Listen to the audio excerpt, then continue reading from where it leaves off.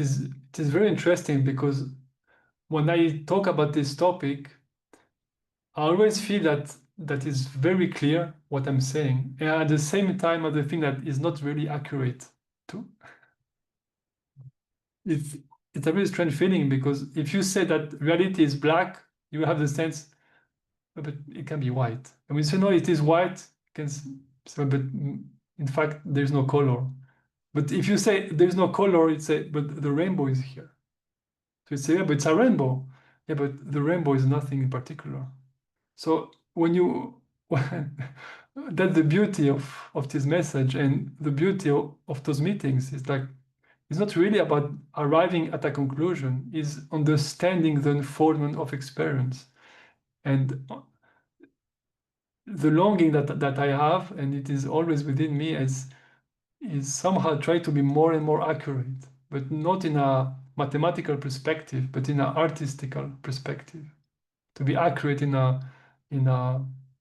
poetical way.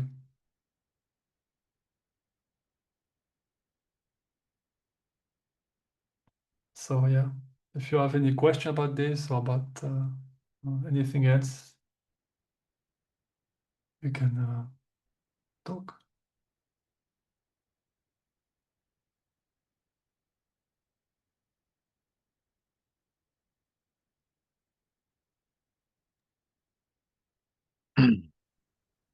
I can talk, David.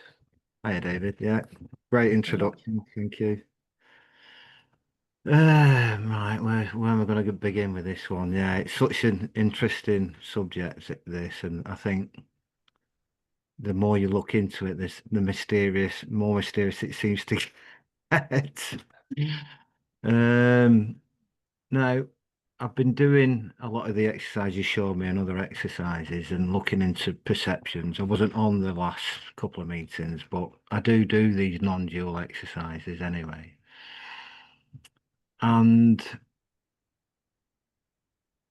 what I find with investigating with the senses, if we say like perceptions is the senses, seeing, hearing and all that type of stuff.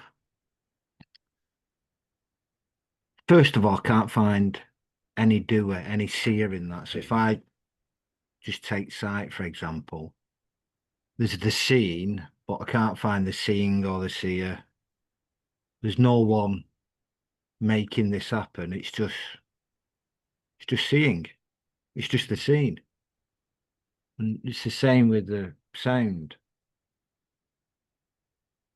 Or, the physical world, which I'll get onto it into a second, like you've correctly said a few weeks ago, is if I feel like that between the seeing and the heard, we're not quite at the physical world, as it were. But if I say touch the screen now, I don't know if I'm touching the screen now. There's an object there, we'll call it the laptop. And I'm touching, let's for want of a better word, the outside physical world, and all that can be found is sensation, just one sensation. And within all of these perceptions, no separation can be found whatsoever. In all these investigations, I found no separation can be found and no doer. Okay. All good up to yet. However, what really throws me is matter, objects, the physical world. Because even though I can touch the physical world, as it were, like that, and I only get one sensation, it feels like at the other side of the sensation, there's an objective world, even though I can find no evidence, by the way, so no evidence has been found. I still can't get it out of my mind that the other side of that is a physical laptop outside. It's not outside of the experience. What I'm trying to say is, I can get that this is an interpretation. Everything's an interpretation, and within that interpretation, I actually find no separation. Mm. But I can't help feeling that it's something just outside of that, a physical world, just outside my little bubble of consciousness. Does that make sense? I think I'm sort of saying that. And I think you've actually said it. If this is an interpretation of reality, then what is reality? So I think there's a Mm. couple of things maybe to have a go at there, yeah. Yeah, I think it's yeah, what you are bringing, it's very interesting. It goes to the core of of the confusion. And it is helpful to think it that way. Like you and me, we are talking right now. Yeah. And if we have to describe something outside, if we have to describe a banana, for example, we are all here, and there is one banana. Let's say we are in a room, right? And there's one banana on a table, and we write down everyone write the banana, what color it is, what shape, and if there is black spot on it, and this and that, if it's green or yellow, and just we write everything we know about the banana, right? And then we compare our notes, and we say, yeah, everyone saw that the banana is yellow, everyone saw this, everyone, and we can compare, and we all see, of course, it's we all saw a banana, therefore that's the proof that there's a banana existing out there. And then you say, yeah, but wait, to be sure, we just touch it. We all touch it and we write again. Yeah? And then eat a piece. So we explore the five sense perception to be sure that that there is a physical banana out there, right? And we just write down everything, and then we compare, and it's very similar. So therefore, we arrive at the conclusion that there is a physical banana out there, right? In fact, we are comparing subjective experience, right? And then we are saying our subjective experience seem to be similar. Yeah. And then that's where the right way to think about this, it's the mind goes, the conclusion is that there is a, an absolute, there is a banana, an object, a physical thing sitting out there. So we are all in connection. We cannot, we are only in relationship to each others and in a relationship with object. I am in a relationship with object through my physical body. Because this is physical, and then I touch things that are physical. So everything is in relationship because there is a physical interaction between things. Yeah. Mm. Now, where it gets more interesting is to understand that we are in relationship not because there's a physical object out there, but because my mind, my finite mind, and all the finite mind that are appearing in that room, and all the finite mind that are exploring this seemingly object, are appearing in the same consciousness. Mm. So what gives coherence to our subjective experience is not a physical world, but it is an absolute consciousness, which is reality, but not a physical reality, but a conscious reality. And there is two examples that can give support to this. The first is the dream. When you dream, your dream is seem to be limited by the physical law that you're experiencing right now. If you are walking in your dream, there is no gravity in a dream. So how can you walk? You walk because you hold the same belief. And so the mind is just holding a seemingly gravity experience. Yeah? But in the dream, there is no gravity. There is no law, except the law that you are imposing on the dream as the dreamer. Yeah? But once there is a law, everything will seem to obey the same law. Just like if you walk and you have a glass and it drops, it will fall down and will broke on the floor in your dream. But again, there is no gravity. Why the glass is falling down? It should go up, it can go, anything can happen. Because everything seems to obey a law, you know? And when you explore the law in your dream, it seems to make sense. But it doesn't make sense because there is a law out there, a physical law. It makes sense because the one that is dreaming is holding the currents of the dream constantly. Yeah.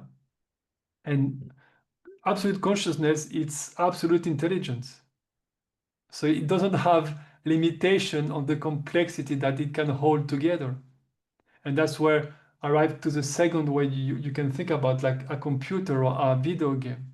When you play video game now, they have those huge server that there is millions of people playing in the same game by same rules, right? Seemingly.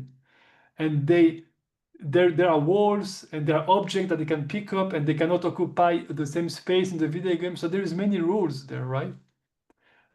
And it's possible to do this now because we have computer that the capacity of intelligence is not the right word, but the capacity of holding 0 and 1 together are huge, right? The binary way they can hold things is huge. So therefore, there are those massive video games with a lot of people and objects and things flying, and there is a lot of coherence within the game,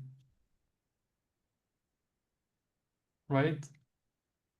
So when you explore the game, you will meet people crossing you and things will happen and everything will have some coherence. But the coherence doesn't come from a physical, the physical world you are playing into. It comes from the capacity of that is manufacturing the experience, the computer, the 0 and 1. So the reality of the video games is 0 and 1. But you don't see it when you play the video game. This is the same for our experience. What is holding everything together? The coherence between what I see when I see my arm moving is perfectly coherent with the sensation of movement that I have, right? And if I touch something with my hand, uh, the sight of the movement of my hand with the sensation of the movement and the sound that I make by hitting something will be very coherent and will give it really me like I am touching something with my physical hand, which is okay because this is what is allowing us to function. But that's not real in the sense that the the sense of reality doesn't come from a physical world. It comes from a consciousness experience, from a subjective experience that is appearing in awareness. But awareness itself is not limited by its appearance. And that's the way we are so used to think as a from the materialistic perspective that is it's difficult to think differently. But even from the classical perspective, matter is not matter. Matter is energy. But when you go there, it is very intellectual, very fast. So that's why I mean it can be useful to kind of release yourself from that. It makes sense. Even science arrive at the same conclusion in a different way. It say, well, even our physical experiments function because we are watching it. When we don't watch it, everything is possible. When there is an awareness to it, everything is fixed. That's what I'm saying. When when awareness that we are is fixed on something, it expresses a specific experience. And when awareness doesn't watch it, everything disappears. Everything disappears. So right now we are, I guess, many of us in a room. Well, the room is all You're there is saying, for you.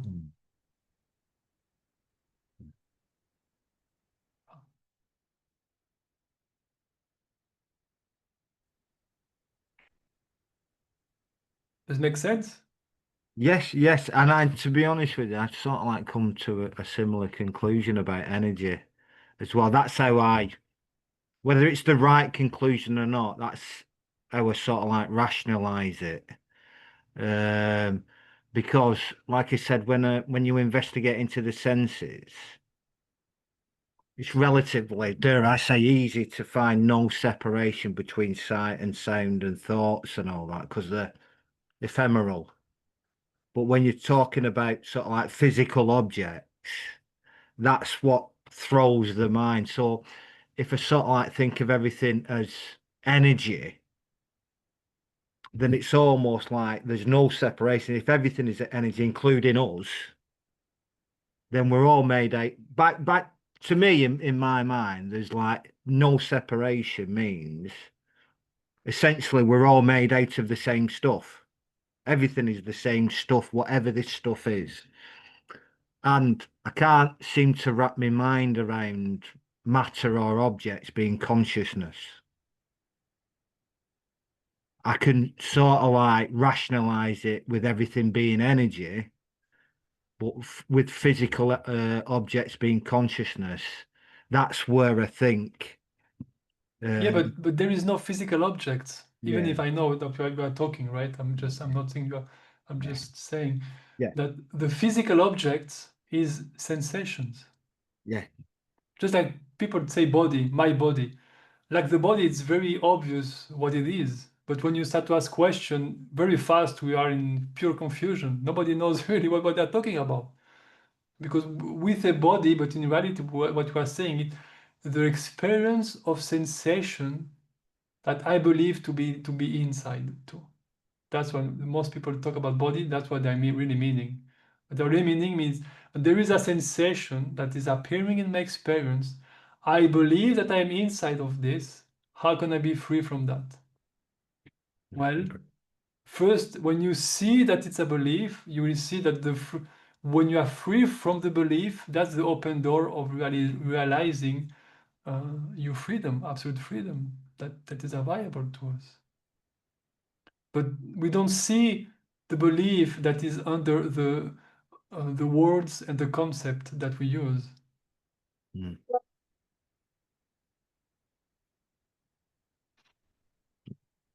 yeah. Thank you. Yeah.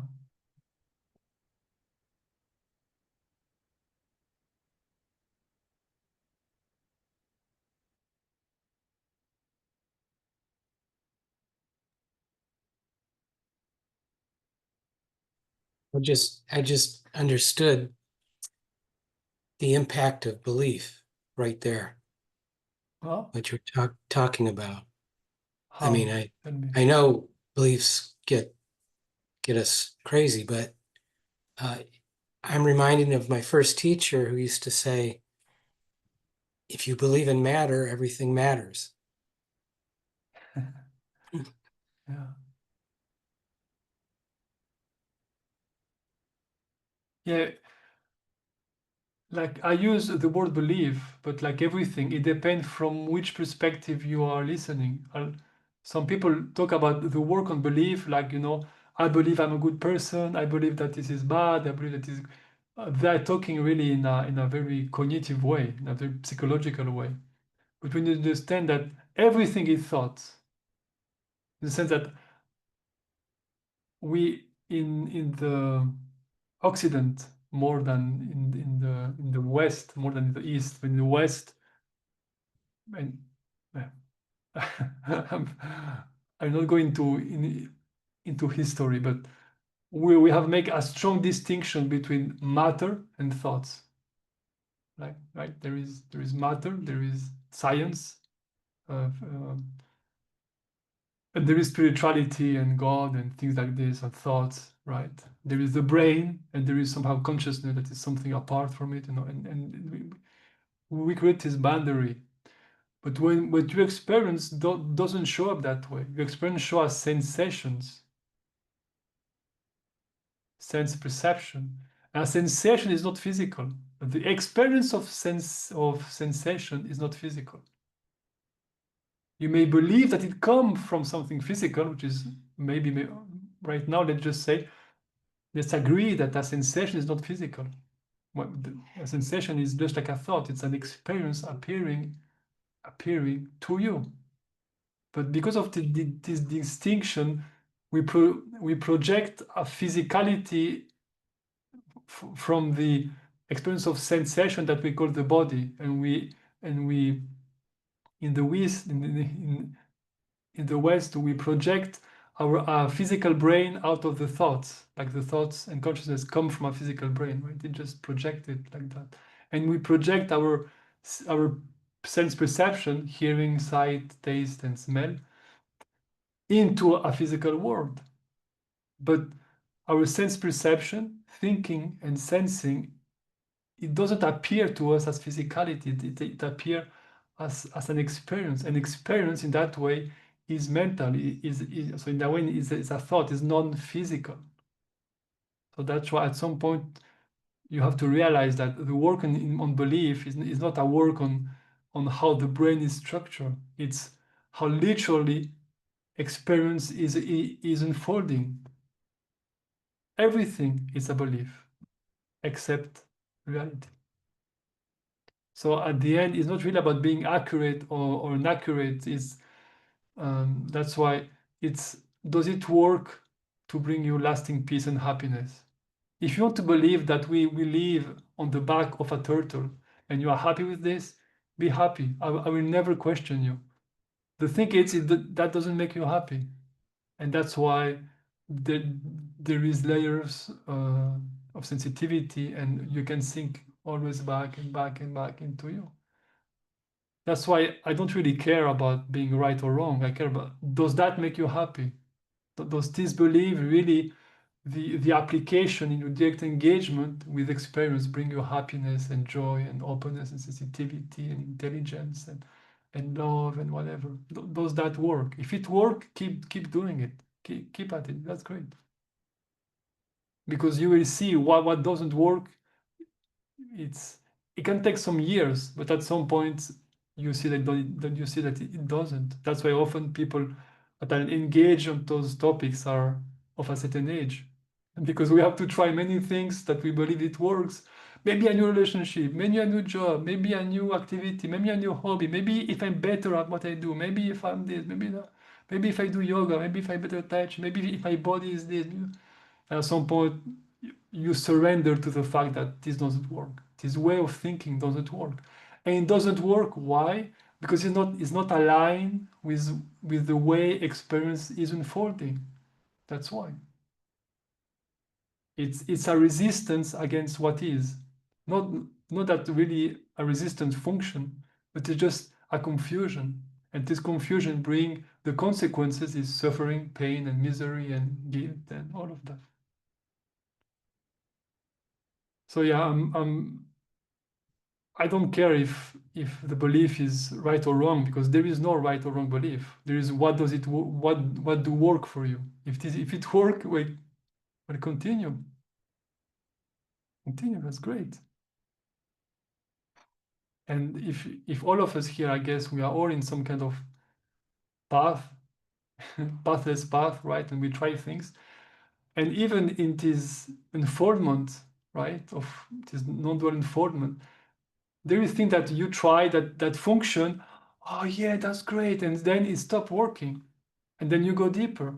Oh, that's great, you understand, and now no, that's what was wrong. The deeper, and you go deeper, and you go deeper, and that's the process. And I don't think that this process has an end. I haven't reached a bottom yet.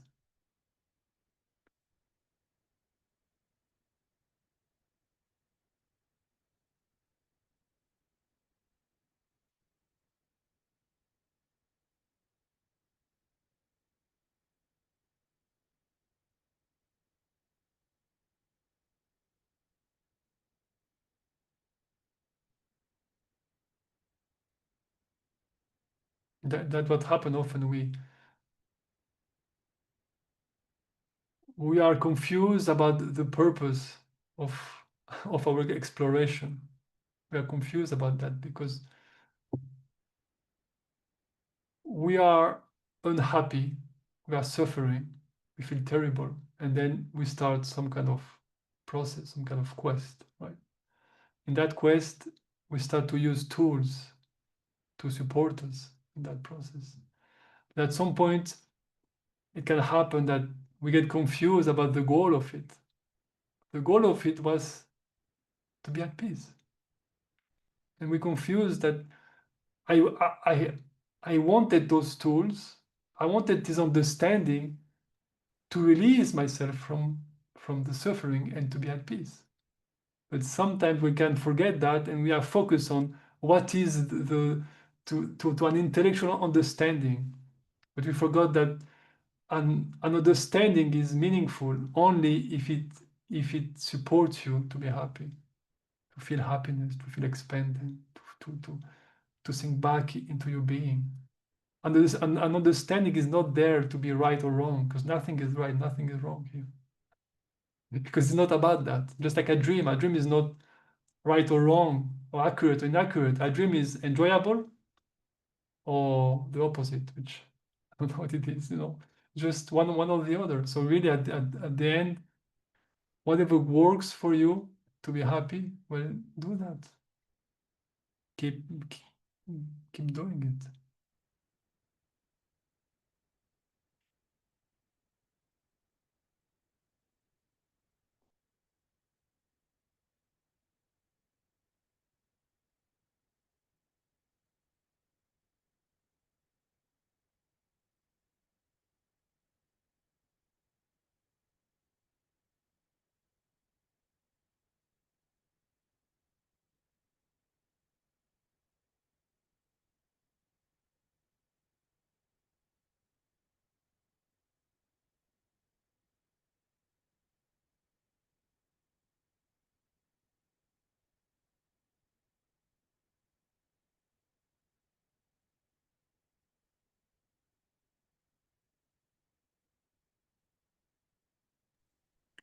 So ultimately, do you believe that this understanding is essential for us to not suffer, or you think we can find it within the world? In other words, like when you say follow anything that brings us joy, can that be, taking walks in nature and finding a good job? Like, could it be finding it within the world, or do you feel this is essential to understand this? Like if we're suffering and we've ended up here, would this understanding take us like a real step forward, or it's not even a necessary step?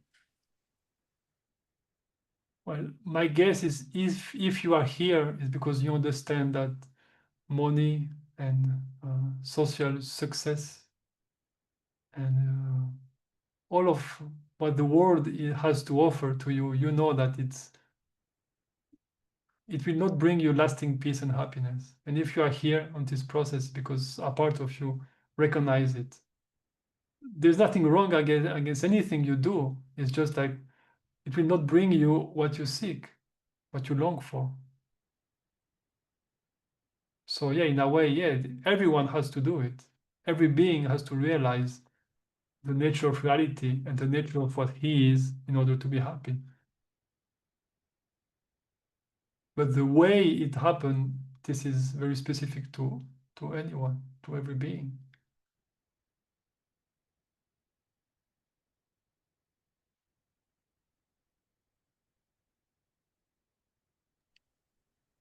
So you're saying along the path, follow what makes sense to us and stuff. You're not saying like go and try and find it again in the world, what will make us happy. You're saying along the way, follow the teachers or the practices that resonate with us in the moment.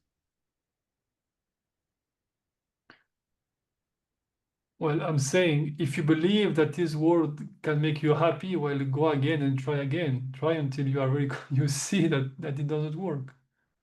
And when you see that it doesn't work, you will have a strong energy and a very strong impulse and it will open the door to a new perspective, to something new. And then all of the teachers and the books and myself and this meeting is only there to support and to point toward your own inner intelligence, towards something within you that is calling constantly, because everything is calling to what you are. But so don't put it outside. don't put the responsibility of your own experience to other people, to books, to situation and events. But all of your experience is a call to wake up. Just like you dream, all of you dream, it's a reflection of what you are. Even if it's a nightmare or it is a happy dream, they are both a calling, they are both an expression, a shining forth of what you are. So they are an opportunity to remember what you are. So that's why where you are, and what is seemingly happening to you, it's perfectly, and it is a perfect place for you to learn who you are and what is reality.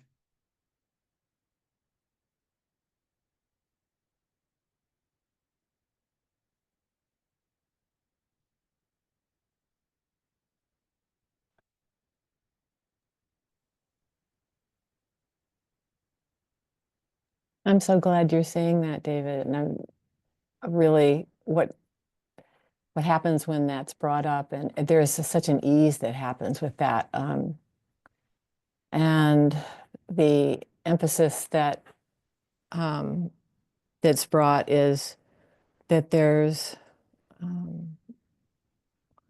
less of there's not really an effort as much to fall back into what is here, what the presence that's here. And I have, before in all my studies, it was sort of like I had to get there. I had to find it. I had to develop it. And then I needed all this foundational understanding of how the world works, that it's not real and all of that. And that's fine. But and I still explore that and listen to you. And I still am sort of wrapping myself around the understanding of that still as it goes on. But I feel like I can sit back and really rest in something here that feels, I can't describe it except to say that it's sort of beyond what I've known, and it's right here. And that, I think, that's the easiest thing for me in a way than this, but the understanding helps. It's very helpful. And I think at some point, perhaps it'll just make a lot of sense in some way, sort of a strange way. But then I come back and just rest here. And I know you bring that up a lot, and that there's all these pointers that are constantly around, just showing up, that I trust in more now. And it's been wonderful. So I'm so glad you're talking about that. Thank you. Yeah, thank you, Heidi. Yeah, that's what I'm pointing to. The understanding is allowing you to rest. But the rest is what we want, not the understanding. There are some paths that are the devotional path that is just focusing on. They are very mystical. I enjoy it a lot, but it is a devotion to God, and you just open to, I don't know, but I'm just you surrender everything, just like I don't know, and this is a devotional path, which are very great. But for the West, in the West is harder because we want to understand, and the need of understanding is so big that it can be very hard to kind of completely just accept and just live with this seeking within us, because it's too big, the seeking of conclusion. But it's beautiful. It's really, the understanding is for resting.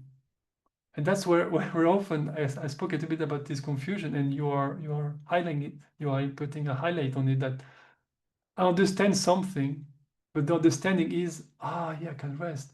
But when the rest happen, let go of understanding, let go of everything, and feel the rest. Feel this is sinking back into what you are. And at some point, maybe there is a movement again toward experience, and the experience seems to happen again, and things like that. And there is some kind of breathing like this. But the last understanding is the understanding that this is a mystery. But because you never resolve the mystery, the understanding seems to grow, to be clearer. But you don't resolve a mystery. the mystery of reality is unresolvable.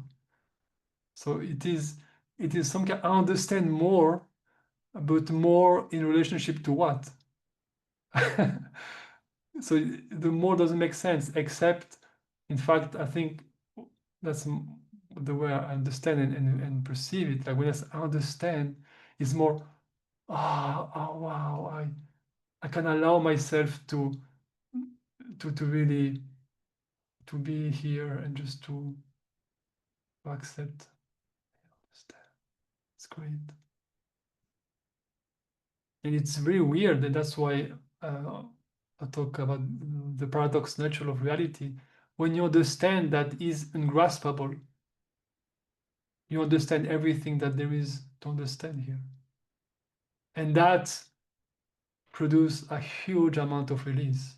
Because suddenly you are released from the need to reach some conclusion. It releases from you from the need to understand to be safe. You don't have to understand anything to be safe. Because there is no insecurity, and there's no safety. There is this that is here. So yeah, thank you, Heidi, for your sharing.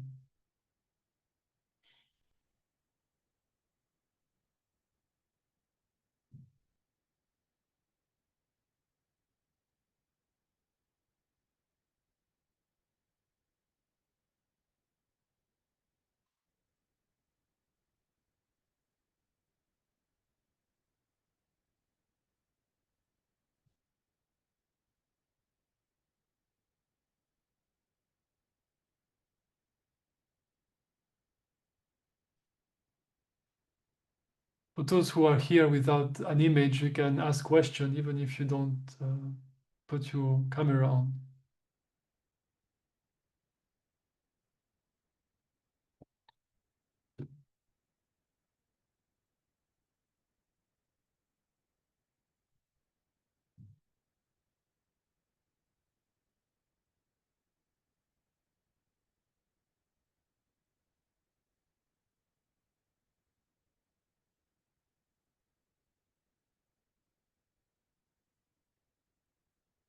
And Heidi, you spoke about that you are seeing pointers in your experience more and more, and you are allowing yourself to trust them.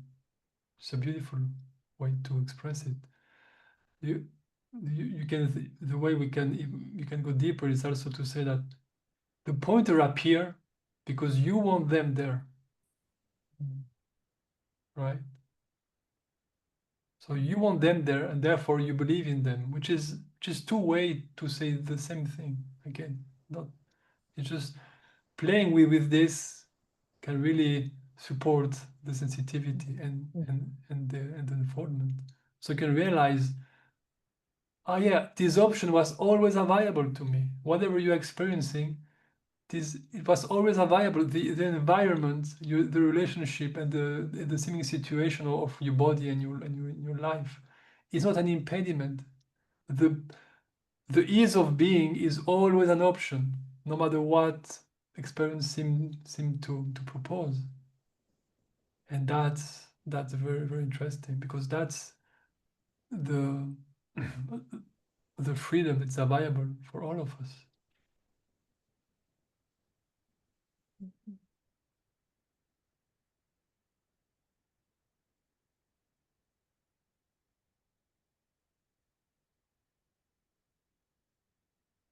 Yeah, there was something that I read that hit me today, was something like something about honoring whatever comes, but not that it has necessarily meaning. You know, that it's something that's just, like you said, something that's coming up that I might not even, if I'm as open to it as I could be, it could go all kinds of ways. You know, it's like not assuming anything and being, I guess, really, really open, I guess, to whatever's appearing, you know? Yeah. Yeah. Yeah, well, experience is an expression of God, in the sense that of reality, in the sense of consciousness, everything that I was I was talking before that everything is an expression, a manufacture, a modulation of consciousness itself. So from that perspective, everything is just beautiful. But it is meaningless from a psychological and individual perspective. It doesn't mean anything. But it is beautiful because it is. It is the easiness that is the beauty. The being is the meaning. So your presence, your beingness is the meaning of everything. At the end of it, you can take any situation, emotion, everything, and you just boil down, you go to the essence, and all you found, all you will find is yourself.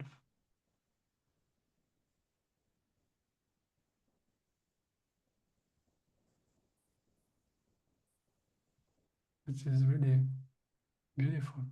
And there is no wrong way to express love, you know. When you start to understand that when you love someone outside, it's not really outside. And the love that you feel doesn't really leave you to enter something else. And you're not really alone because, you know, when you feel love, it's not that you are stuck here with your love. No, it's just when you understand that this is one thing that is unfolding, everything changes. And then it's really open, experience become completely different. Then the experience is not for something, it's by something. I don't paint for something. I paint by something. I don't talk for reaching some conclusion, for recognition, for money, for this or for that. I speak through something. You know, it is very different.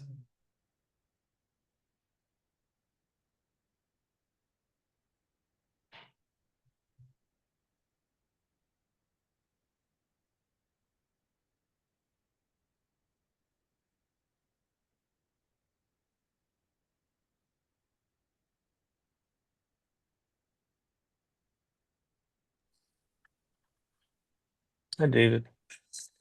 Hello, Ray. Um, I think you had said something earlier in the introduction about, you know, what makes the difference is kind of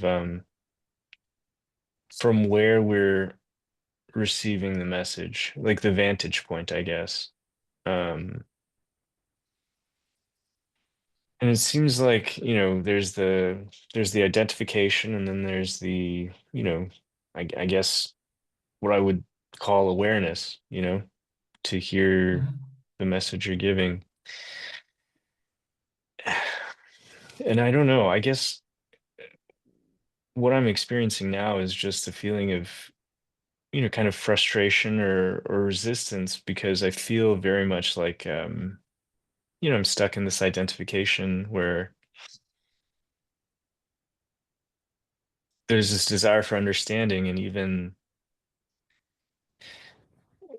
you know, maybe this feeling of progress and understanding, but there's not the rest, there's not the peace. And it's, I guess the feeling really is like, oh man, I really want to, well, I don't know. I guess I really want to do something about it. I can't. Yeah. That's the sense that I'm getting, is that it's the identified self or the character in the dream that wants to do something about it, and there's nothing that they can do. And yet that is where I feel like I'm stuck in this moment. Yeah, yeah, but you know, it's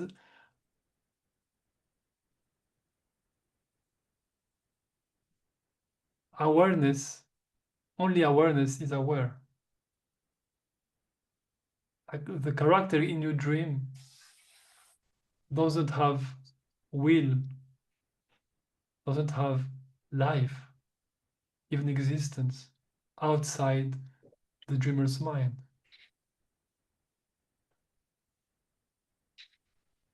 So when you have a dream and you are stuck in jail, and you want to be free from the jail, yeah,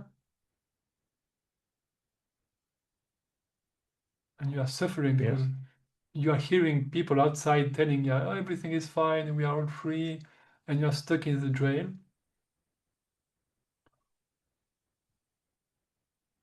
The confusion, the one that is stuck in the jail will never be free from the jail,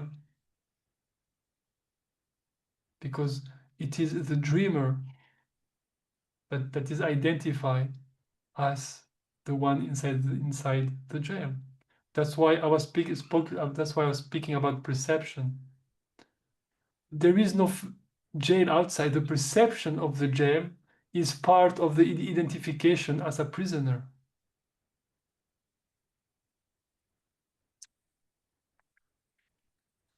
So sometimes it can be helpful to kind of allowing emotion to be here and welcoming the emotion and do all of the emotional work. At the same time, you can explore in your perceptual field, where is this prison? Where is this problem? Mm. In your experience, you say, I am somehow understanding, but I'm not feeling the peace. Well, what is the impediment to be peaceful right now? What is the impediment that you're perceiving right now at this moment? Not yesterday, not tomorrow, right now. What is the impediment to simply be here and feel that you are here now?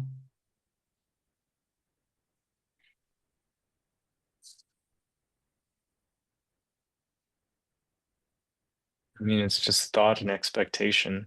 And I recognize that as such, but it's, I don't know. I guess it's just something that's been really hard for me to shake. And Yeah, I, yeah. But you I feel see, like we speak about this, yeah. Or I've said the same thing to you in these yeah, meetings. I feel like many times, and I don't know. It's just it's a difficult one for me, I think. yeah. Just say, use the word just the thought. I don't know. I think, just, I don't know. Just, you know exactly that it is thought. Mm. You are trying to diminish the impact that it has on you. Like the way you think has a tremendous impact. No, not because thoughts have an impact, but because you are engaging with them in a way that is producing what you feel.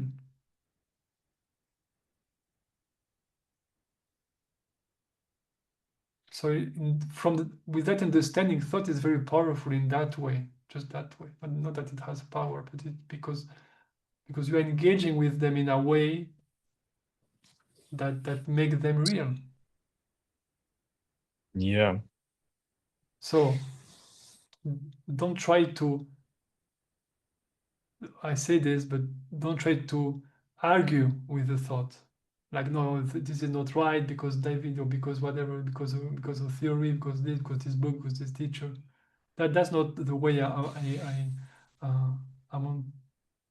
to point to. I'm pointing to the fact that start to see this interaction. When this thought arises, I feel miserable. Just really feel that.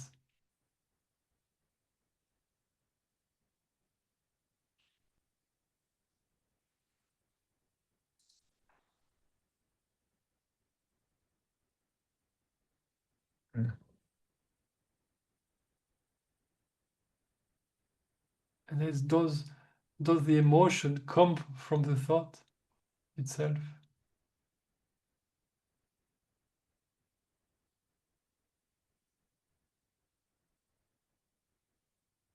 I don't know. Um, I think the last time we talked, you had said to feel for the emotion in the body when the thought arises, partly because Yeah, I find the thoughts very compelling. I don't know. but you see, you don't have to remember what I say. You have to watch the Mm, experience, because I'm not mm, right, I'm not wrong. I may be wrong, you have Mm. you have to check if what I say here makes sense for you. This is useful to you. That's why you have to explore your own experience. And the thing that can be really helpful is to really see, to make space, and to differentiate thoughts and sensation. It seems very simple, but it goes a very long way.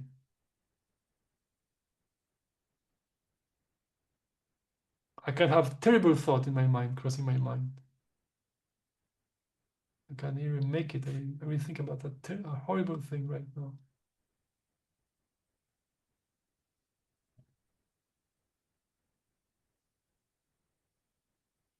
And there is almost no impact on my emotion.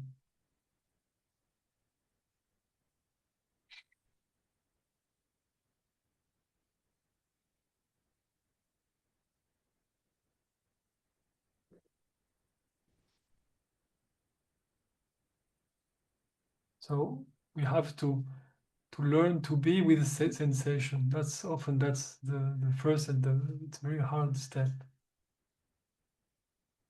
Because we have to learn to be with uncomfortable sensation, which all of our existence and all of this society as it is built is made to avoid that at all cost.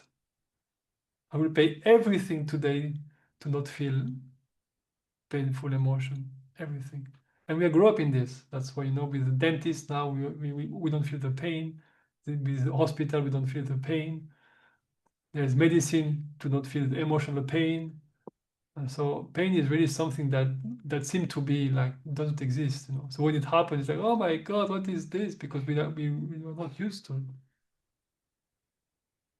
But and then there is TV and distraction and the stressful life that we are having, and that distraction. So we have to learn slowly to be with sensations, to slow down and to be with sensations. But often for the monkey mind, it's not useful, yeah, okay, I am with my sensation, but I have to pay bills. Yeah, okay, why be with sensation? Because I have to work. Why would I be with sensation? I have to eat. Why with sensation? I have to take a shower. Why with sensation? I have to be with my family. With the sensation, yeah, I know. That's the addiction. The what was useful, which is using the mind to find solutions to some difficulty that I have, has become the problem, because the mind now, and it's not, I'm addicted to it. I can't even watch anything else in my experience, because I'm just always the mind, the story, the mind, the story, the story, the mind. Thoughts. What thoughts you think about this? What is useful? How this can be useful for me? And me, my life, my money, my problems, my needs, my desire. All of this compared to feel right now, this vibration. Seems very boring. Nothing is happening there. In fact, it's the opposite, because there's too much happening there and it feels overwhelming. But thoughts, very agitated thought, doesn't feel like overwhelming.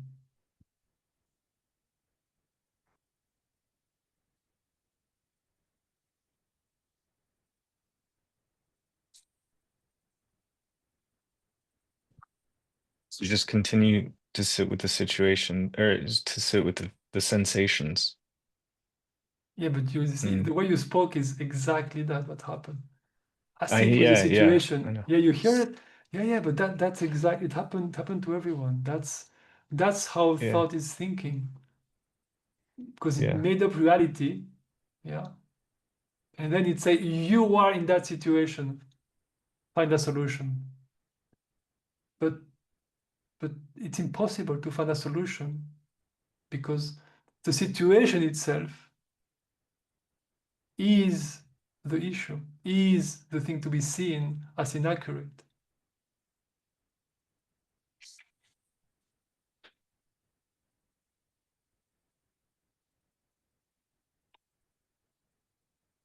So when that in the you can go with very gentle when learn that when anything happen, how does that make me feel? How does that make me feel? How do I feel right now? And it can be just 1 second. It doesn't have to be 2 hours of sitting. And it's just, you just then you change nothing in your life, but when you go, when you open the door, that can be helpful. When you each time you cross a door, you ask yourself this. You will see we cross many doors. You will see when you do this. It's crazy. So many doors. You have no idea. Watch it. You pay attention. It's really crazy. So every time you cross a door, you ask yourself, how, no, not really, yeah, what emotional taste is there, what emotional flavor is there, and what sensation is there.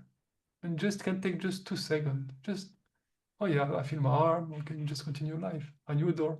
Oh, I feel this. And just learning to feel sensations.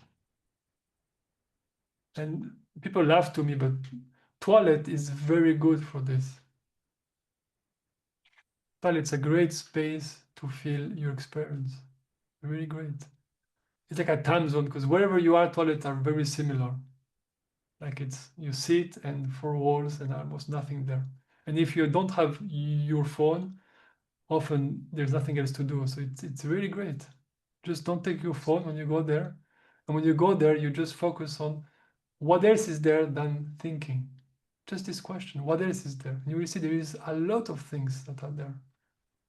A lot. There is sensing, of course, which is an infinite exploration. There is perception, there is sound, there is many, many things.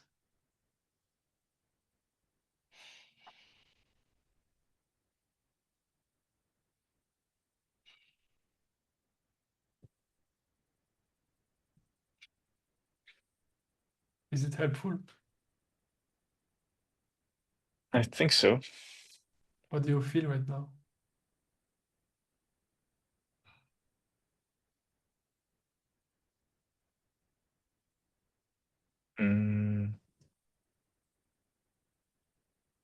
Very neutral. I mean, I feel gratitude for, Where in the body?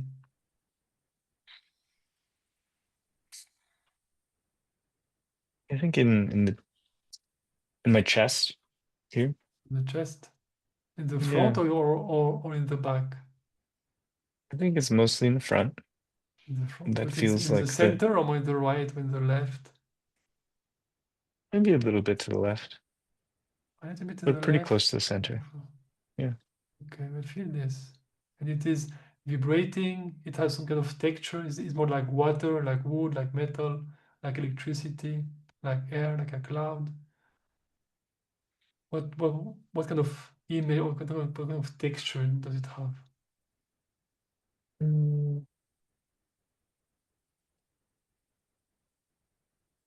It's kind of fuzzy, like a tennis ball. A tennis ball. Okay, feel that. Stay with this. Stay with this. There is something that you call gratitude that is like a tennis ball in the front, a little bit to the left, but center left. Yeah, center left like a tennis ball. I feel that. Be with that.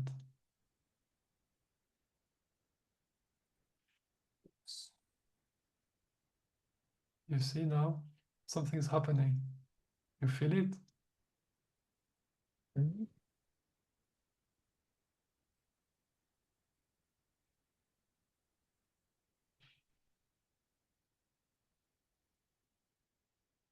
Do you feel any other part of your body? Yeah. I mean, the thing that I feel a lot of times is kind of down in the gut and like the pit of the stomach. It's kind of I don't know, I associate it with sort of the discomfort, resistance, frustration. And that's also there a lot of the time. It's present right now. Mm-hmm. Mm.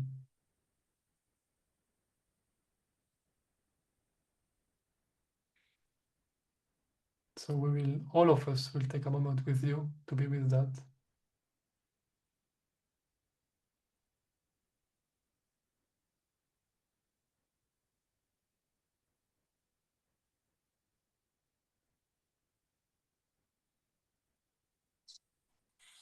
Then feel the sensation, feel the texture, feel if it is moving, not moving.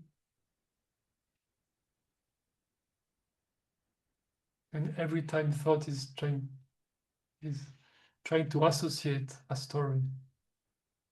Every time there's an imprint of the past that arises, just recognize it. Don't fight with it. Just say, oh, that's interesting, but right now this is not happening. That's it. Just a fact. Yeah, there's a thought appear. Right now, this story is not happening. You watch it. You say, okay, right now this is not happening. But the sensation is still here. Okay, I will be with the sensation, but not with the story. Just for now.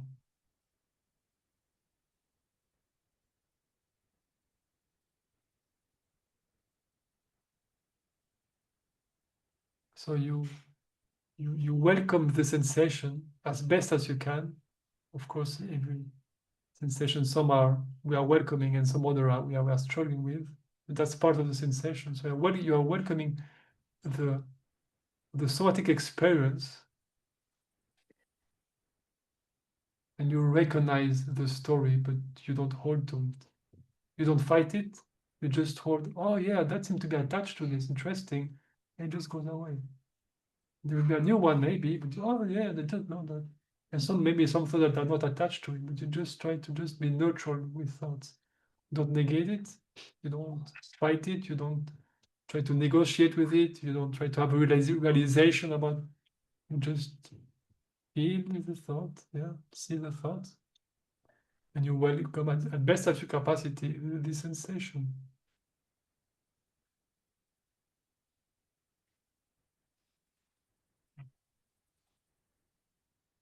So is it almost like a redirection of attention? Like when we see the story, it's fine, but then the attention moves back to the sensation without necessarily pushing the story away, but just a movement of attention, or is that, I don't know, is that not? Yeah, I you don't know. can That's what. Mhm. you can frame it that way if you want to. Okay. It's more accurate to say differently. Oh yeah. Yeah. How? It's more I mean, that how your would you say? sensitivity grow. I think it's I better see. to think about it that way. Hmm. It's better to think that way from a perspective, because sensations are always present. You just pay more attention to thought, right? But when your sensitivity grow, you can pay attention to both. Right? Just like when you drive, right? When you start driving, you cannot pay attention to change. Maybe where you live, you don't have manual car, but here in Europe there is almost any manual car. So you have to change, shift the gears constantly, and you have to pay attention to the road, to the seat. So you can do everything. It's too much, right? To pay attention to. But at some point you learn to kind of, something happen, and your sensitivity and your awareness grow, and you can change the gear, watch who is there, be on the phone, talk with your partner, be angry with something, thinking about yesterday, be anxious about tomorrow, and driving in the highway. Yes. Yeah. But is it hard to do? Well, yes and no. It's just happening, right? But the way you can think is the way that at the beginning we are very focused on thoughts. It's one aspect of our experience. But sensing and perceiving, it's here also.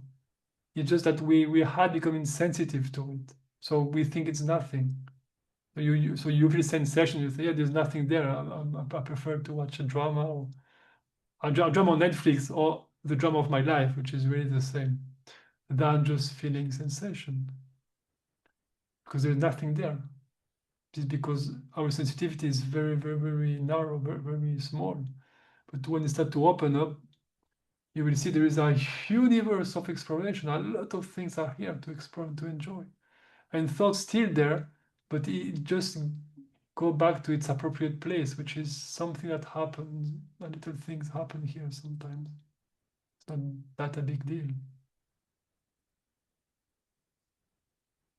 I think it's better because it's more encompassing of everything. And in that way, you're not struggling like I'm watching thought, therefore I am outside what I should do. I should be, like you start to think that if your attention is catch up in thinking, there is less attention for something else. But your attention is unlimited, so you can pay attention to thoughts and but you can also at the same time pay attention to your body, to this, to that, to that, and that's how it's just to grow, to see more and more. I mean, I do find that when I pay attention to the sensation, though, that that the stories or the thoughts tend to fade away. I mean, I don't know. I'm not necessarily like I want to be mindful that I'm not acting with that as an intention. Like I'm not trying to pay attention to sensation to like make the stories go away, but that's kind of what happens. So I don't know. It's yeah, I don't know. That's my experience with that particular practice.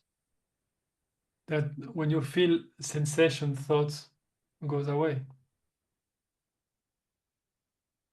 Sometimes, or it fades away a little bit. It fades away. Yeah. So great. So keep doing it until there's no story. There's no problem. Yeah. But you will see the things happen. Things are always happening. That's very interesting. And yeah, exploring the body, it's one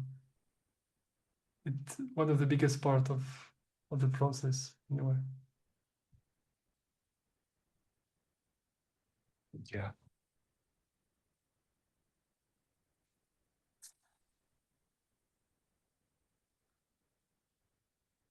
Thank you.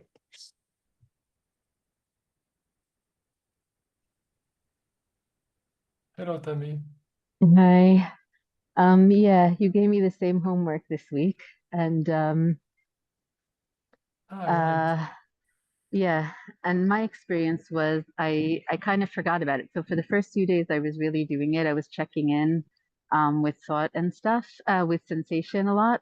What happened after a few days is, so it's like when I come on a meeting like this, things subside a bit because I'm trying to be spiritual. I'm trying to have realization. I'm trying to like tune into like Zen space of the room and like, but whatever. But underneath, really, what I experience in my life is, oh my God, oh my God, oh my God, oh my God, save my life, save my life. Like my body is on fire. Like I have physical issues, right? So I have inflammation and chronic health issues, and there's pain. There's stuff in the body. And all my life, because they weren't finding stuff and it was undiagnosed, they said, well, your blood tests are fine. It must be psychological. So at this point, whenever I have sensations in the body, I could be sick with COVID for 2 weeks. And I'm like, you're so lazy. Get up, get off of the couch. It's all emotional, until I hear myself moaning or take my temperature. And then I realize I'm sick. In other words, everything is interpreted by me as, it's all convoluted. But there's a lot of, I'm starting to realize a lot of it is actual physical pain.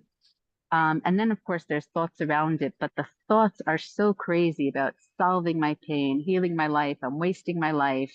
I'm doing it all wrong. Why am I not at peace yet? There's so many recurring stuff. So my mind and my body are on fire. And some days I'm more at peace, right? That's it. I'm realized, I recognize the Tammy person. Like I'm sitting back and watching it all. I am not this. I'm laughing. That's the end of it, right? But then bam, comes in these waves of days of such intense pain, the overwhelmingness is like, and I find myself clenching against it. I literally wake up like this with my teeth literally have cracks in them from the, like I wake up like this with everything tense.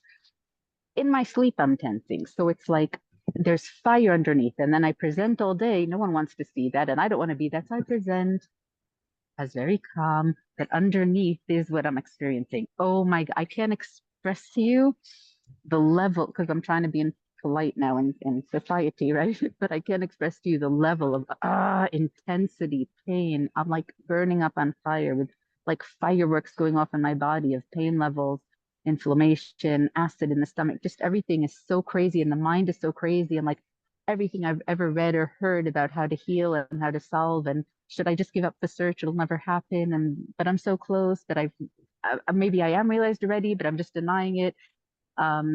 So it's like it's so intense that I couldn't even do anything for days. And when I remember and have enough energy to go and take a painkiller, but even that barely does anything. And so this morning I actually attended another something online and was able to just be with the sensation. I was on fire and I was just like able to just lie, like I didn't go to work, I didn't call, nothing. I just lay down and for like 3 hours was just like being with it, being with it, being with it. And it subsided from like, oh my God, I'm going to die to like, okay, there's like a fever, but and I am a person who can enjoy even when I was little. It's like if I have fever, I can be like, oh, there's a cool sensation. Everyone's like, take medicine now. And I'm like, wait, I never get fever. I want to feel, oh, my lips are hot and there's something in my stomach. I thought it was interesting to be sick. Like it's just a different sensation.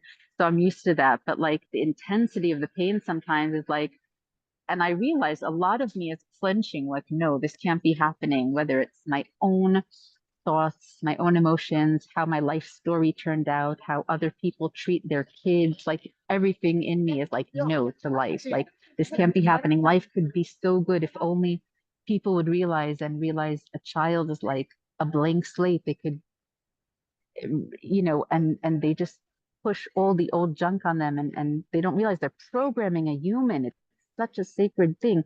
And I cry. I'm just like so overwhelmed and such a no to like how wrong life is, whether it's my own emotions, my own thoughts, my own lack of living my purpose, my own confusion and not having figured it out. Everything is so intense. And my second question was, you had just said about like that non-dual realization is like how we come to rest. Does this stuff about feeling the body, and you're saying it is of no use to monkey mind, is this one of the paths to realization, or what is the purpose of being with sensation? Is that just like a human skill we need to learn, or is this something on the path to realization? But really that's like an intellectualization to get me out of my real question was like, what do I do when this burning, intense, crazy mind and craziness in the body, it's so overwhelming, waves of it for days on end. It's like, how can I be with that? How can I have a yes to that? All I'm doing is trying to like tense my body does it even in my sleep. It tries to, all my life, I tense up. So there's no breath, there's no blood, there's no nerve sensations. And so I can push through and like go and take my nephew for a walk and go to work and make my food and go take care of business. You know what I mean? Like I power through. And you telling to feel more. It's like, are you kidding me? I'm almost dying. I'm trying not to feel because I can't function. And that will send me into despair to feel such amounts of pain for so long. So I don't know, maybe it doesn't apply to me to go into sensation, like to people who have real physical pain, and emotional pain, of course, but like when there's so much pain, and of course I've been confused my whole life because, is it just psychological? But now there's an actual diagnosis and actual, findings, but is it real? Or if there's a non-dual awareness or relaxation, can it really not be? And the doctors are like, no, you're for sure sick. But I'm like, I don't know, and I've like done food stuff to change. Like I've tried to avoid medications that they say are necessary by like really changing my life in terms of food, movement, stress reduction. But so I'm like, anything's possible kind of in my mind, but maybe it's a bit naive. But so is it physical or not? Is it a thought or not? The fact that I have all this physical pain, but imagining that it is physical and I don't know if it'll go away, is non-dual awareness, or is going into sensations okay for me as well, or should I? Anyway, these are things that come up. Thank you, David. You know, you you say something about death, and that's why understanding and seeing clearly the nature of thought is so important, because we have the wrong interpretation about sensation. When we feel pain, the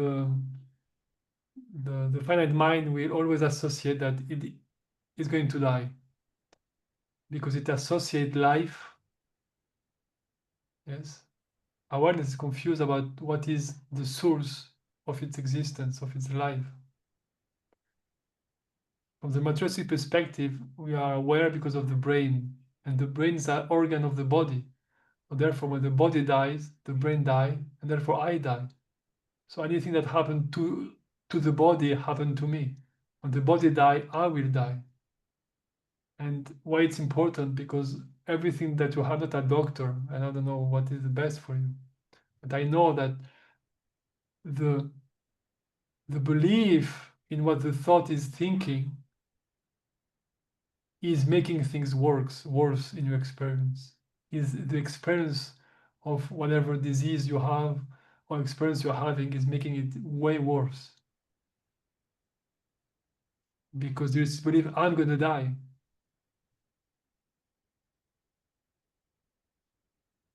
I don't really think about, I don't think that I'm afraid of death. When I say I'm going to die, means I won't, this pain is too much to bear. It's killing me like with pain. Not that I'm really afraid of death. Death seems like you rest in peace. Like that's what they say. You know what I mean? I'm more afraid of living in pain than dying and resting in peace. You know what I'm saying? Death isn't the fear Okay. for me. It's the intense pain. What you were talking before about addiction to get out of pain, I feel that's my whole life.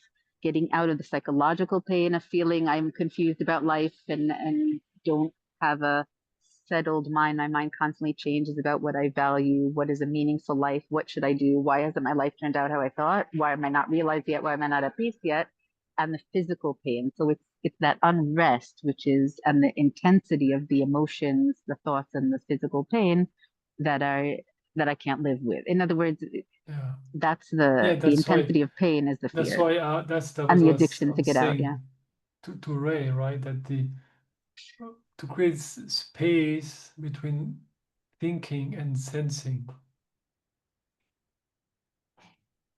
And or the way that I think I told to you, I don't know, like your thought do not mean anything. Everything you think don't mean anything. Literally.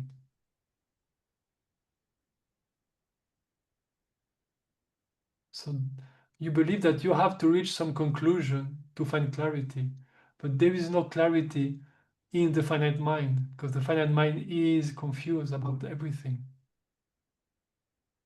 And that's why it can be very useful to go into the body, because a sensation doesn't involve the right or wrong or to reaching some conclusion.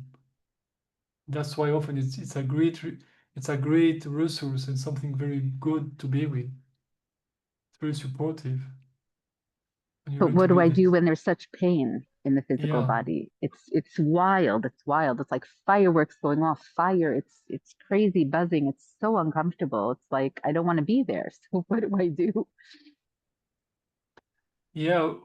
With pain, I have chronic pain in my arms, in one of my arms, the right arm. I have chronic pain and things.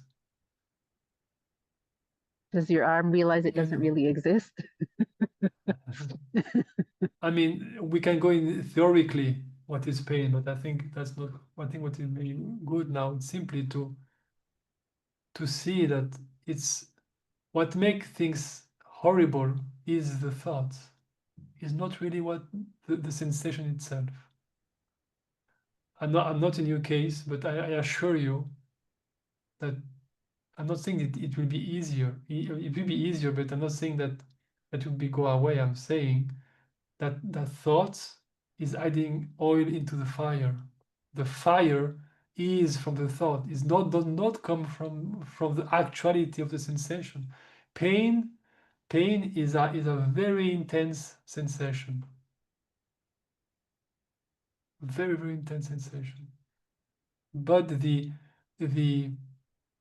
uh, it's too much, and this come from the thought, from the wrong interpretation.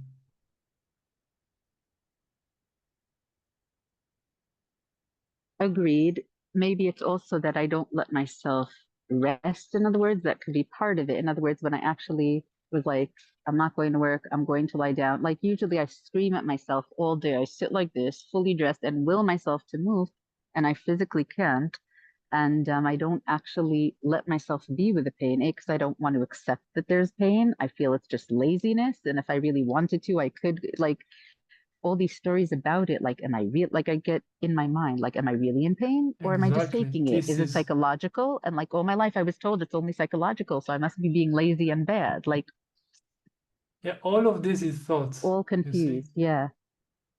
And in the all of meantime this the body is can't move. thinking. Yeah. You see, Yeah. and that's why growing a sensitivity with pain, it's very important, because there can be a huge pain, but you can still be aware of part in your body that are not in pain.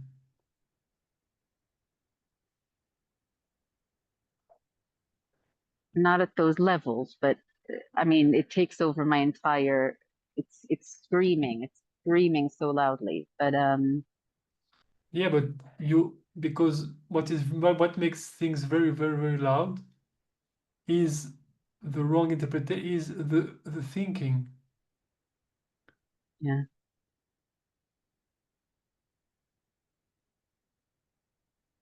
But is it also my actions? In other words, like if I would rest and allow myself to fully rest and not scream at myself and not try and psychologize and figure out if it's really emotional or psychological, am I sick or am I bad or lazy? Like if I would just lie down and be with it and allow myself to rest more.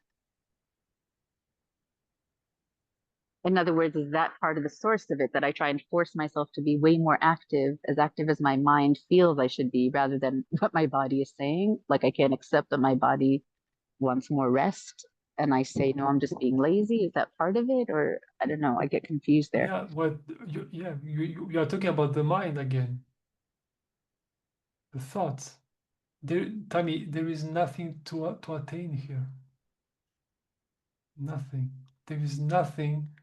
There is nothing that Tammy has to do. All of the goals that you are imposed are self-imposed. There is nothing that you have to become, and there is no actual way your life should look like something. But doesn't God have us here on a mission to either have some realization or be kind to all beings or conquer our anger or perfect ourselves or come to non-dual realization? Aren't we here like suffering for a purpose? Suffering has no purpose except teaching you that you are wrong, and you are wrong, Tammy. There is nothing to obtain here. God, if you want to think about God and think that way, God wants you to be happy, and this is what he is offering to you, and he is saying, for this happiness, you have nothing to do. There's nothing you can do to avoid it, or to you there's nothing you can do to undeserve it. This is the gift for you, is to be happy. So what makes you happy, tell me? Yeah, I guess I feel I need to earn it by being perfect in myself and everyone around me perfect, and Yeah, then I'll deserve to be happy. exactly. But this is self-imposed. No one is imposing you this but yourself. So what make you happy?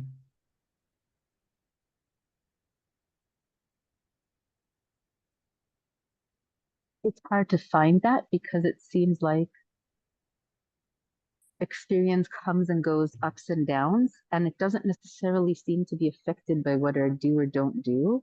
It does seem to be like when there's a quiet night, like now, if it's quiet and there's no one screaming and there's no bombs and there's no pollution and the air is cool enough.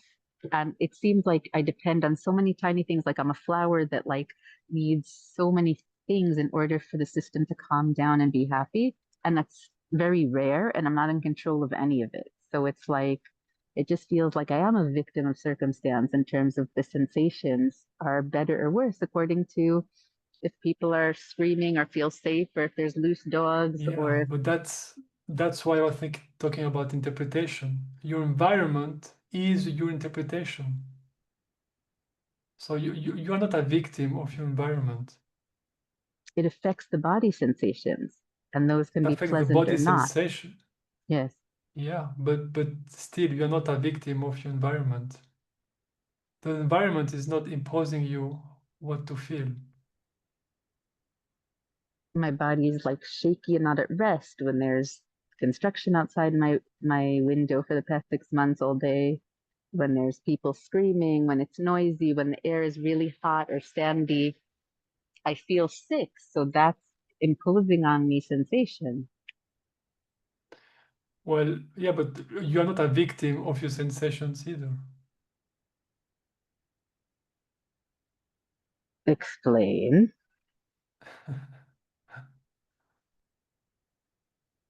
You are aware of your thoughts, right? Yes. Yeah. Is a thought of a banana bigger or smaller than a thought of an elephant? Which one is bigger? Depends on the picture in my brain. Could be a tiny elephant and a huge banana. Ah, so thought have no size, right? So it has a size I that I mean, give it, yeah, or exactly, that it but has. inherently in thought it doesn't have size because everything can shift and change. So a thought is simply a thought appearing to you.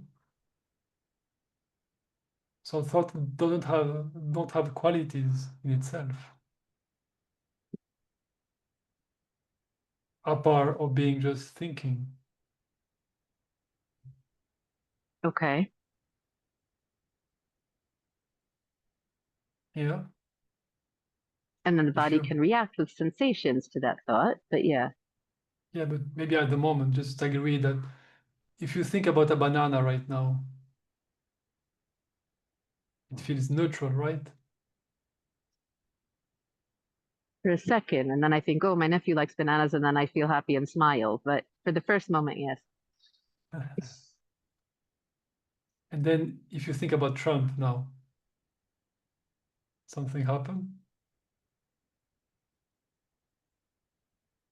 A little tension. Yeah.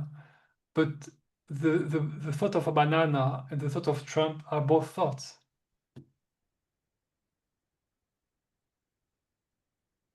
Yeah. You see? So you're not a victim of thoughts.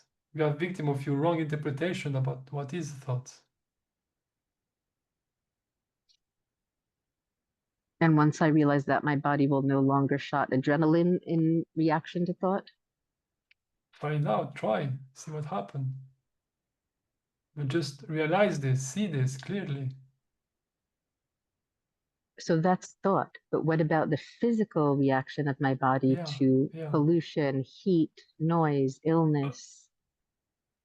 I'm getting there. So just see Okay. that thoughts, right? Thoughts are appearing, and thought do not have size, right? So if I think about a war, thought about a war, the thought of the war is not bigger or more important than the thought about of a banana. They are both thoughts. The This is war harder, thought right? can affect everyone.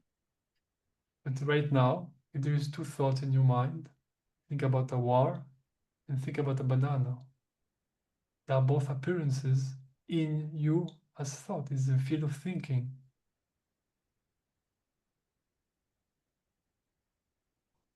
I'm not. There is a reaction. That's fine. I'm just saying thought itself doesn't have size. Not more important or less important. Well, some thoughts are important because if there's a thought, oh, there's a fire here, or there's a war, or there's a bomb, then I need to react because it could Okay. kill Well, me or other okay. people. Like, yeah, Look around you right now. Look around you. Are you in a war zone?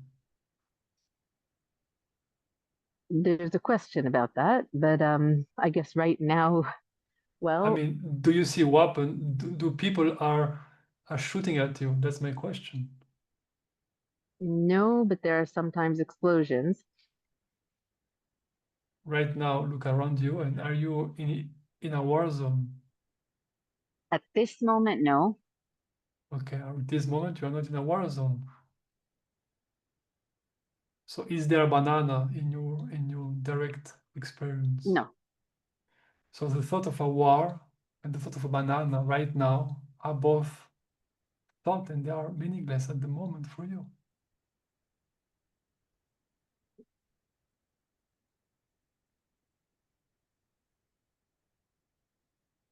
Right, but discounting the war as a thought feels dangerous because if something does happen, I might need to run.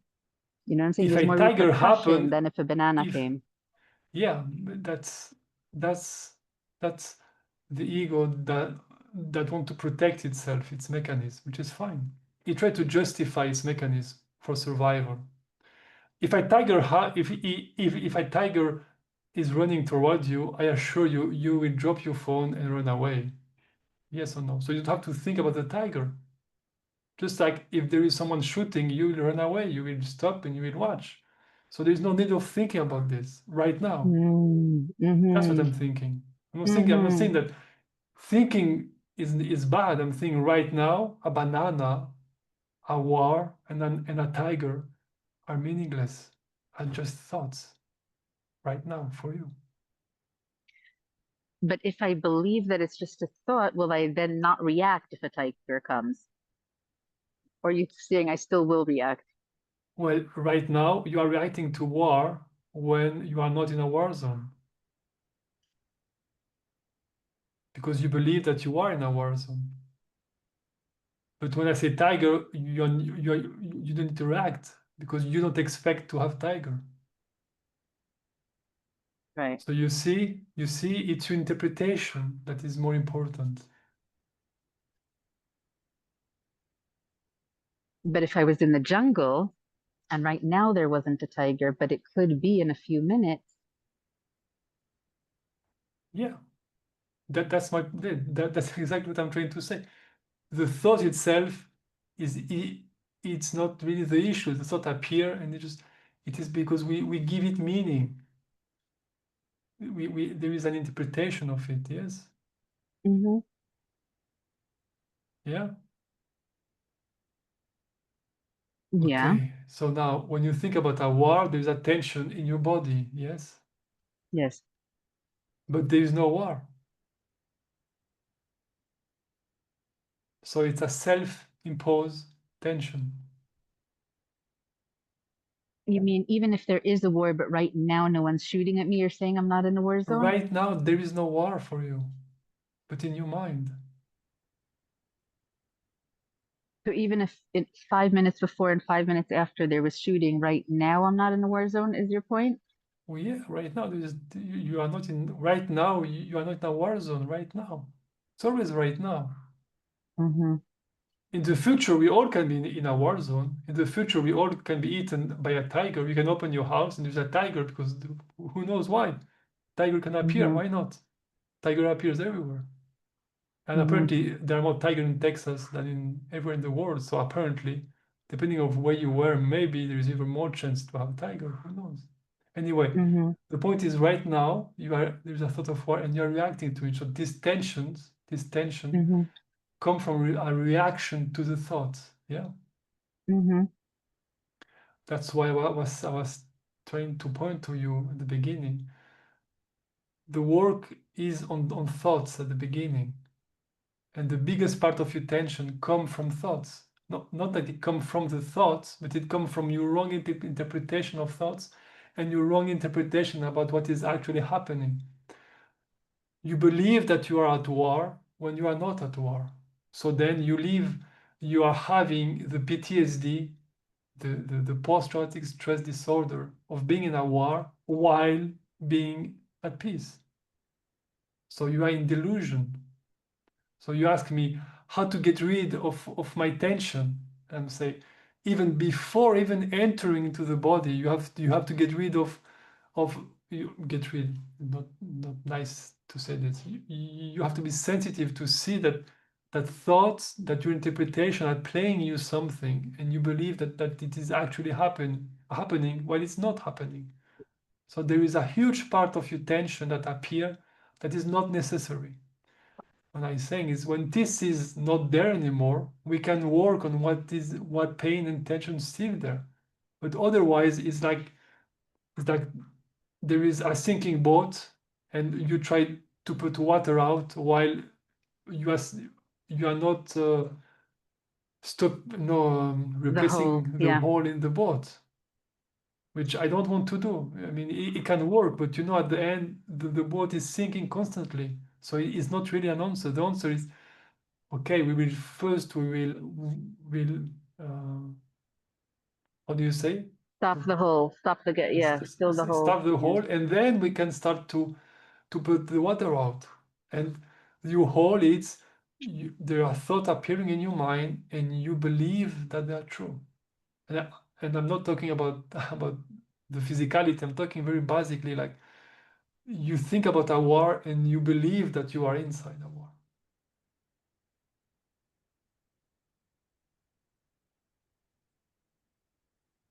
Now, yeah.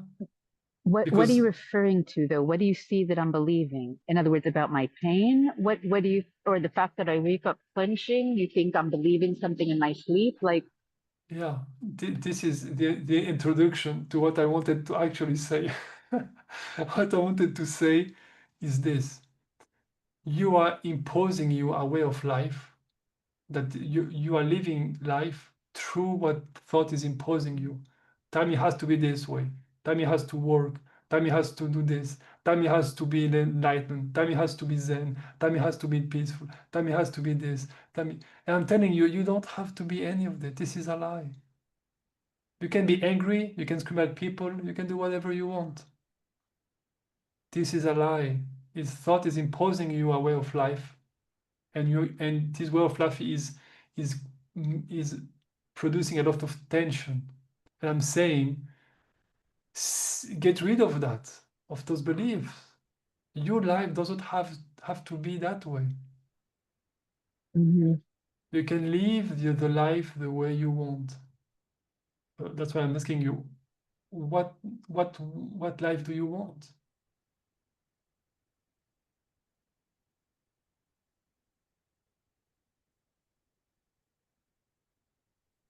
I think I don't know, because for me right now, the entire life is trying to avoid the pain. And to me, it seems that the pain is caused by pollution, by hot weather, by people screaming. So I have this, fantasy of like moving to a farm in Montana or moving to a mountain in Switzerland and like having fresh air and quiet and polite people and no wild animals. And you know what I mean? Like I have these dreams that like I can Okay. find the peace within the world because I need to calm this system.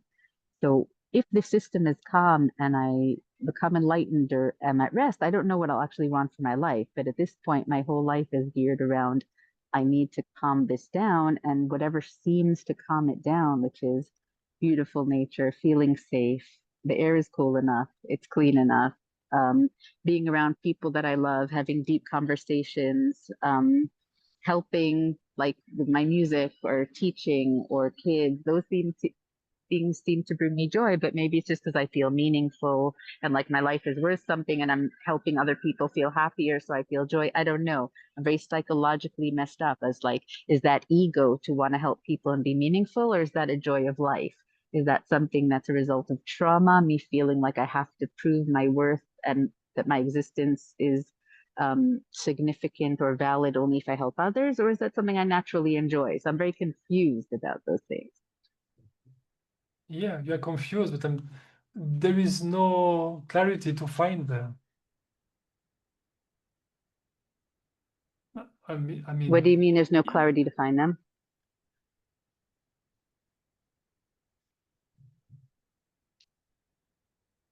confusion is confusion, and you don't resolve confusion by thinking about it. So be very practical. If you can move to the Swiss mountain, which I grew up in and I lived, and it's just the most amazing things there is. I tell you, there is suffering there also, but that's fine. Go there, move there, leave everything, sell everything, go there, live there. And once you have control your environment at the best of your ability and everything is perfect as you want, do it and see what happens. And when this happens, and you will see that there will be other things that will happen, you will have to face your sensation and experience, and you will have to face this thought that is telling you what to do, what is the way of life, from where come all of your problems, because thought want to control the environment, because like exactly what you say, thought believe that its suffering, its pain come from its environment. So we want to control the environment. But you see, that's what humans are doing, and his environment is not controllable. So the solution that you are expressing is doomed. You will never control your environment. But you can get rid of the thought, of the beliefs, because they're imposing you things and a way of life that it doesn't has to be that way. Well, you just saved me a lot of time, because if you were in the Swiss mountains and you tell me that won't solve it, then I don't need to move there. You've already told me. That's very good. But secondly, how do I remove these beliefs? By what I was pointing to you about the nature of thoughts, about the war things. Are you at war right now? Actually, yes, but Where are you? In which country do you are right now? Israel. You're So in there are Israel. sirens and bombs. There are. So if you keep bringing that up, I don't want to say anything, but yes, I just heard some explosions. So I wasn't being funny. Like, yes. I might have to run to a bomb shelter soon, and suddenly there's an alert that there's missiles from Iran. So yes, I am in a war zone, but I am in a safer area, so I'm not close to the borders. But yes, there are sirens at 3 a.m. and it can be scary. So yes, sorry, that didn't really work because I am, but yeah. Yeah. Okay. No, that's fine. So the war zone wasn't a good example. I should have taken the tiger. Exactly. But that's good, because even in a war zone, you have to learn to rest. And that's what soldiers are learn. Even in, it's terrible, but they have to learn to kind of rest. But that's why if you are there, you can see I'm safe. You can see the safety that it is there in the moment. So if the war zone do not work, take the tiger, right? When you see there's no tiger, and this is the work.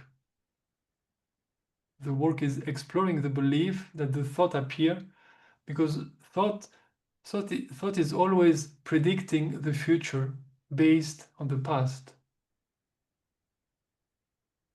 right?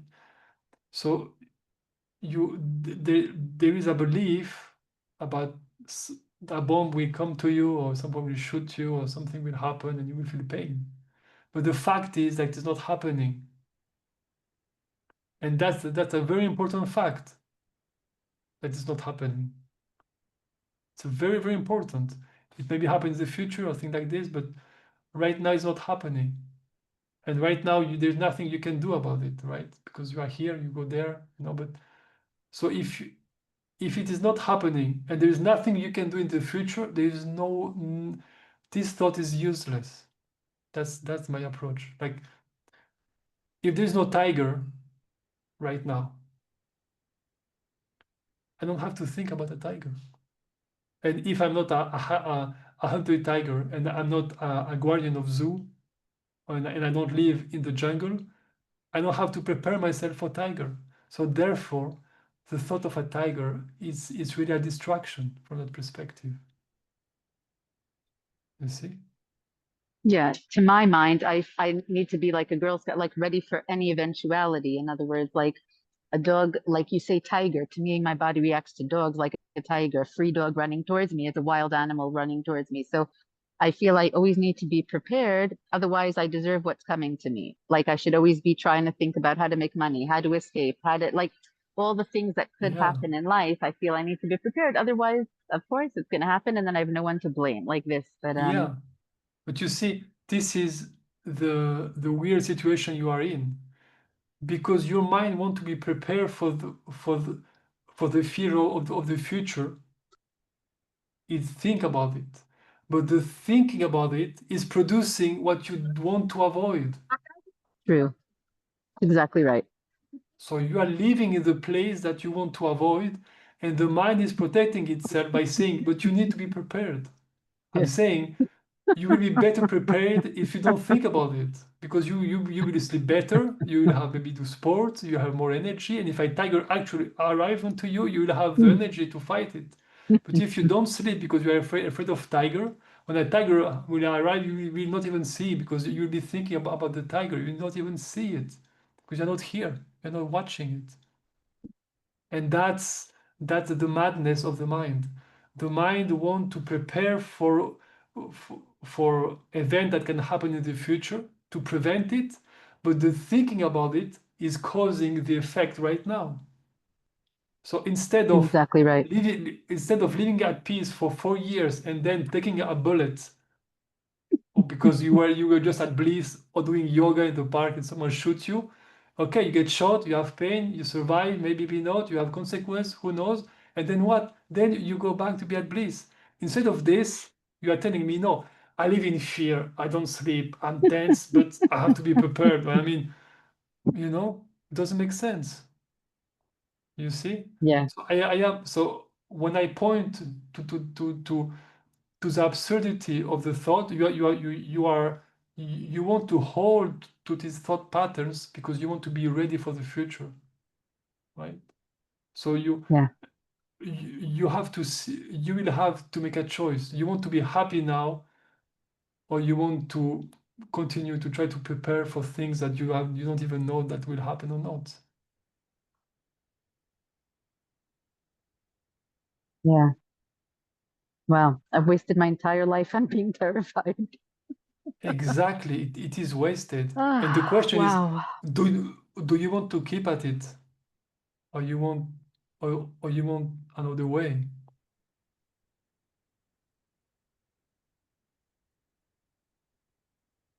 I'm here, so I want another way, but it's a very strong pull of the old way because it Yeah, feels like yeah. more responsible and righteous somehow. I don't know, like being blonde and happy just seems like stupid or like I unintelligent know. or Yeah, I but know. um but yeah, I want to try the other way. I'm almost dead. Hey, let me try something fun. So yeah.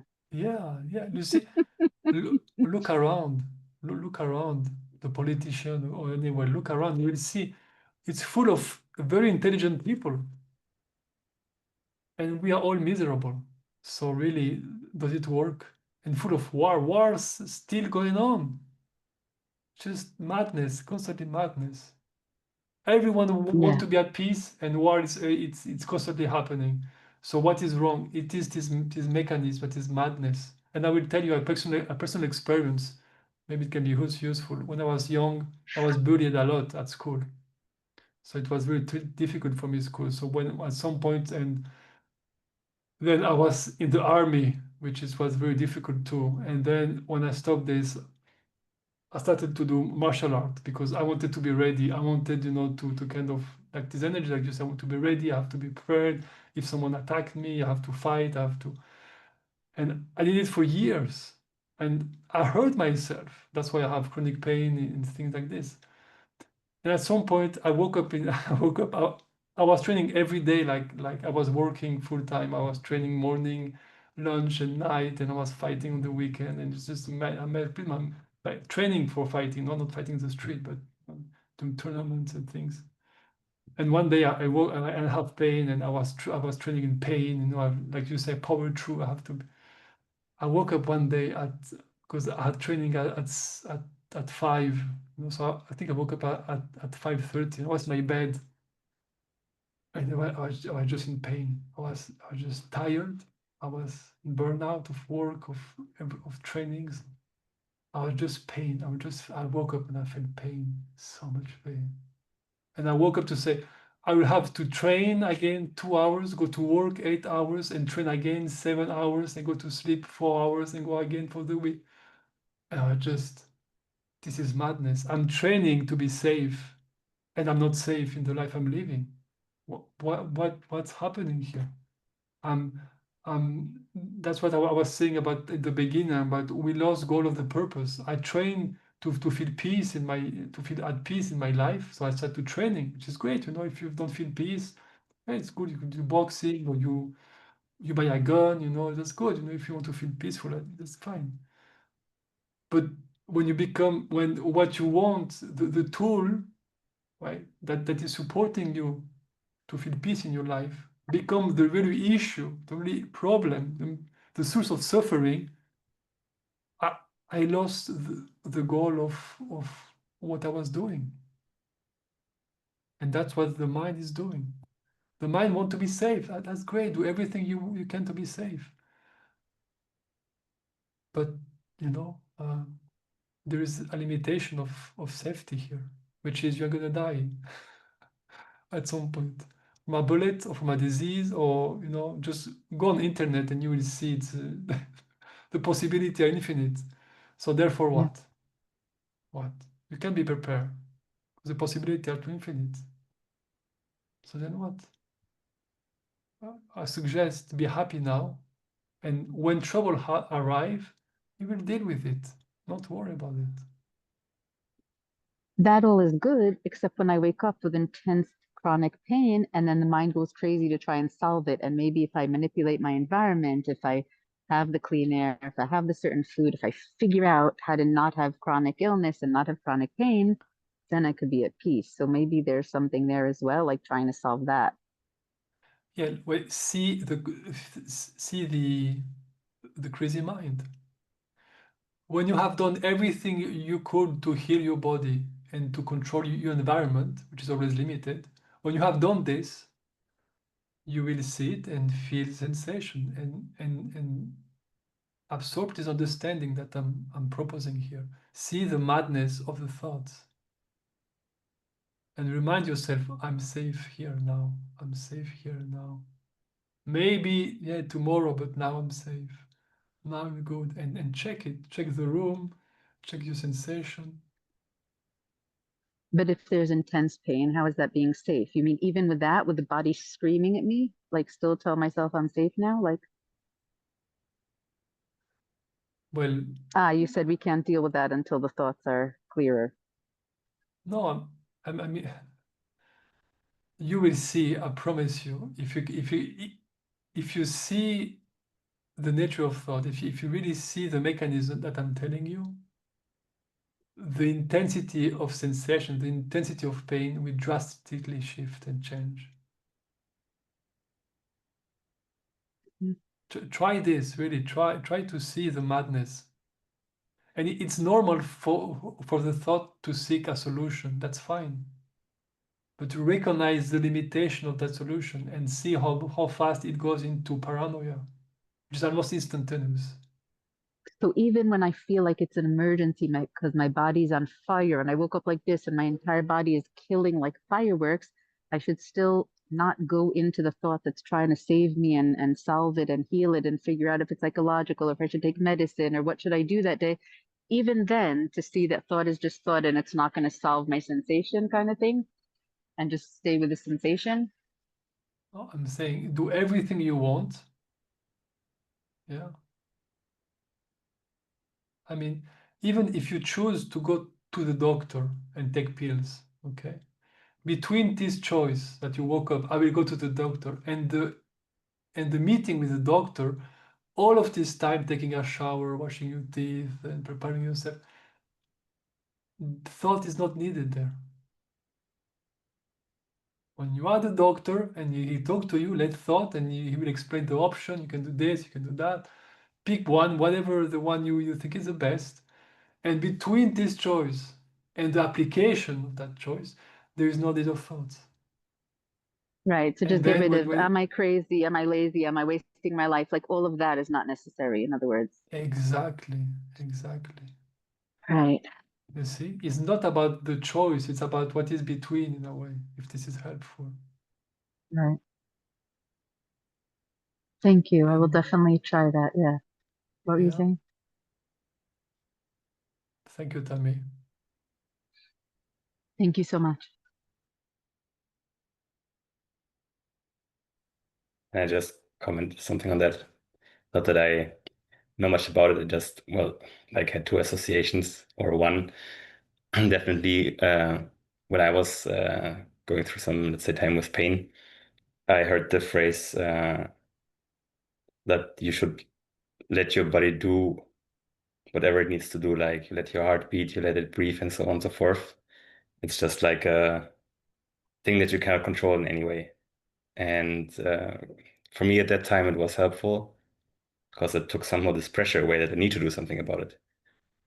And yeah, I'm not, yeah, I don't know. Your description of your pain sounds very intense. So obviously, I wouldn't know if that would work for me in your situation. I just found out that there is something helpful in that for me when I kind of made that shift. And yeah, maybe you feel like trying it. I just wanted to share. And What was the shift? I didn't get it.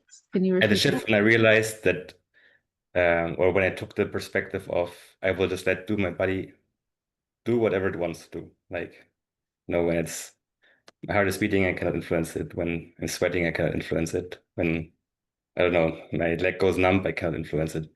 And in that way, the body's doing whatever it needs to do.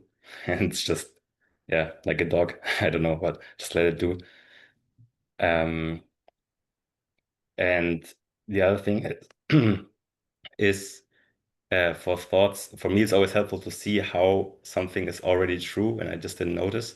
And when you were talking, like David and you, I was thinking that you were describing moments when you were going with your nephew, I think, like for a walk or something like that. And I assumed in that situation, the pain was equally there as in a situation when you have these thoughts about the pain. And I was just thinking, like comparing these two situations, it somehow shows or reveals that actually the pain is not changing at all, but your state, like of happiness or so on, can change drastically depending on the thoughts you have about it or what thoughts you have. I don't know if this is true. I just assumed that pain can still equally be strong and you can be very happy in that moment. So I just wanted to give this as an example to see that how it is actually possible, because sometimes it can sound like something can sound very theoretical and you don't think this is achievable, but you are probably already doing it. Uh, yeah, I just want to share these two things. Good luck. Thank you, Jen. Yeah, that's exactly what I said about you. You are not a victim of the body. Your emotional state are not dictated by the body.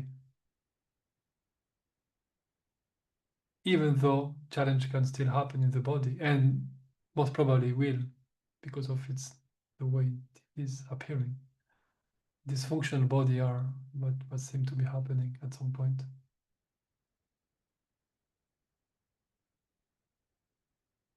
Yeah. That's why often we think that we are victim of our experience, and because we think of ourselves too small. We don't we don't dare to take a stand as as absolute awareness. No. Maybe I'm this, a little bit here, but not not the real thing, not what they talk in books. No. I'm not the absolute. I'm just trying to, yeah. No, that's you are it. We are that right now. But apparently we like to play games with ourselves for some reason.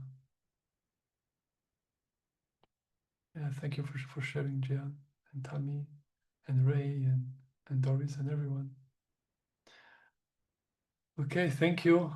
Thank you for your presence. And I hope to see you next week. Take care. Bye-bye. Thanks, everyone. Bye. Bye. Thanks so much.